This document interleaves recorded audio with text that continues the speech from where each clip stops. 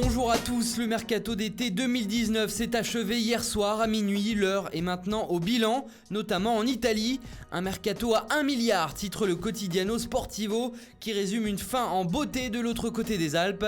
Ante Rebic à l'AC Milan, l'AS Roma fait un coup double avec Mkhitaryan et Kalinic, et Llorente file à Naples. Ce fut un été en or avec exactement 1 milliard 157 millions dépensés par les clubs italiens durant cette période estivale.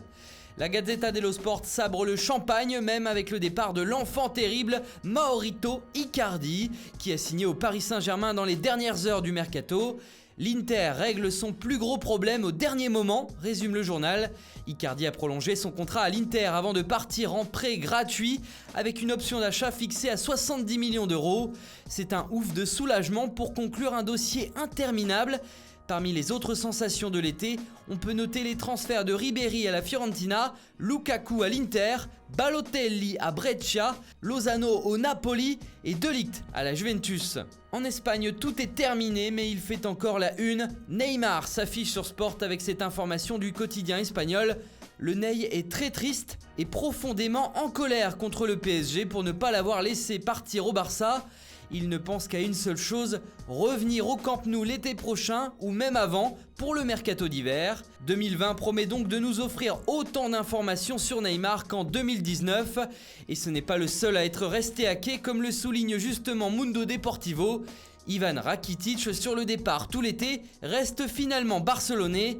Au total, le Barça a dépensé plus de 239 millions d'euros pour 4 recrues. Toujours chez les Espagnols, le média AS regrette de ne pas avoir Paul Pogba et Neymar en Liga cette saison.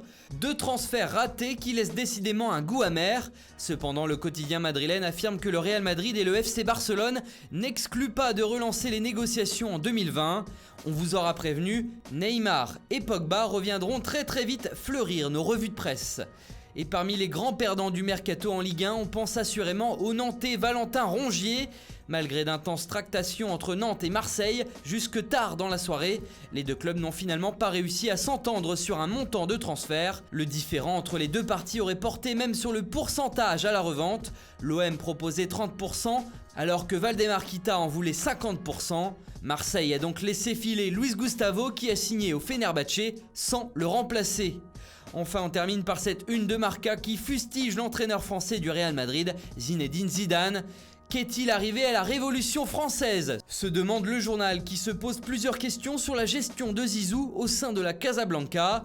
En effet, parmi les recrues de ce mercato d'été, seul Eden Hazard est un titulaire indiscutable. Il n'y a donc pas eu de grands changements à Madrid cet été, comme cela était annoncé, au grand regret de la presse espagnole, qui comptabilise tout de même un total de 303 millions d'euros dépensés par Madrid sur ce mercato.